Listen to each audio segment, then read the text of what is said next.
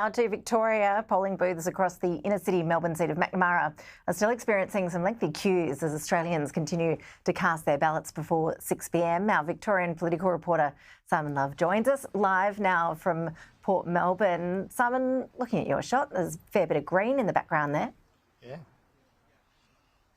Well, there is signage at least, and we have just moved from Port Melbourne to South Melbourne, so a little tweak there. And we found a candidate as well, Josh Burns, the Labor member for Macnamara. Hey, Simon. How are you, Josh? How are you feeling? I'm good, mate. I'm good. It's been a big day, but it's exciting and hopeful, and we've got some noise behind us. But no, the people of South Melbourne are beautiful, and it's been really nice to talk to them. I asked you the other day, your open ticket. Have you had a bit more of a sense of how that's playing out here, given yours and the ALP's views on the Greens party?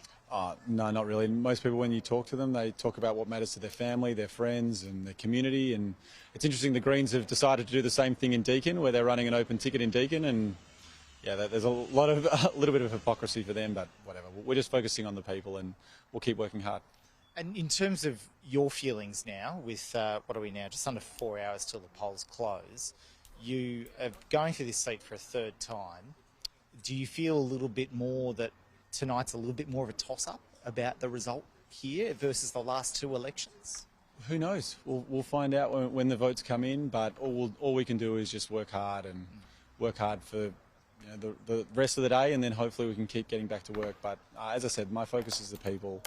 People behind us, we've had conversations all morning, and people are amazing, Simon. They're kind, and they've been open to having a chat and telling me about their world and telling me about their life, and yeah, it's been a privilege. Oh, well, Josh, appreciate your time. Thanks, Thank you. Josh Burns joining us here. I also just want to have a quick chat now, Ash, to Dean Scher, who's well known to our Sky News viewers. Dean, former staffer of Prime Minister Anthony Albanese, now a consultant with Horizontis. Dean, it's great to have you with us on Sky News. You've got the Labor T-shirt on, so no surprises who you're supporting. Josh was just talking to us about some open tickets elsewhere. What are you hearing about the effect that may have on this contest and or elsewhere? Well, it's first of all, thanks for having me, Simon. Good to be here. Good to be here in Macnamara, and a beautiful sunny day in Melbourne. But yeah, it's remarkable to hear this morning that the Greens are running an open ticket in both Deakin and Menzies, two of the most marginal electorates in the country, critical electorates for Anthony Albanese to win a second term and hopefully in majority government. And when Josh Burns put out an open ticket, Adam Bandt accused him of doing a dirty deal with the Liberals. They've put mail in mailboxes across the electorate, including in my mailbox, saying that the open ticket is risking Peter Dutton becoming Prime Minister. Well, it sounds like Adam Bandt's doing double that. So why would they be doing that in Deakin and Menzies? I haven't really thought through this one. Have you got a bit of a thought why? Oh, well, it sounds like it's maybe tit for tat. But, you know, if the principle that the Greens put forward when Josh Burns did an open ticket was that it's an affront to progressive values, it's risking Peter Dutton becoming Prime Minister, then why is Adam Bandt doing the same in not just one but two electorates? Let me ask you about your old boss, Anthony Albanese. He voted up in Grainler a short while ago. We were chatting with Benson Solo here, and suddenly have to get our viewers off to those pictures.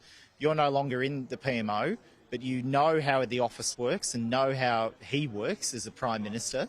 Nationally, what is he looking out for, you think, in Victoria, Anthony Albanese, tonight? Well, I think, first of all, the Prime Minister's run a great campaign. It's been full of the sorts of issues and ideas that the voters care about: cost of living, Medicare, childcare, student debt. That's a big one in a seat like this. So, you know, I think he'll be feeling optimistic, and credit to the campaign team. But yeah, I think in Victoria, obviously, he'll be hoping to hold all of these seats. Macnamara obviously is a critical one. But you know, he spent the morning in Deakin. And, you know, so there's a couple of seats, Deakin and Menzies, that were very marginal last election that he'll be hoping to pick up as well. And I think that Labor can hold on to some of the other seats like Chisholm and McEwen and Hawke that the Liberals are going hard after. I think it'll be a good night for the Labor faithful. Okay. Well, 3 years ago, you were involved in the campaign, is that right? Well, I was with Josh 3 years ago as well, so I'm a humble volunteer for Josh today. But yeah, I was in Josh's campaign team last time, and it's nice to be here as a volunteer helping him out. He's a good man, and I'm hopeful that he's going to be heading back into a second term Albanese government. Dean Sher, appreciate your time. Thanks for having me. All right, there joining us, Dean Sher here at South Melbourne. As I wrap up things from right throughout the Melbourne suburbs from a live perspective today, but plenty more happening across Victoria. Simon Love, thank you for that.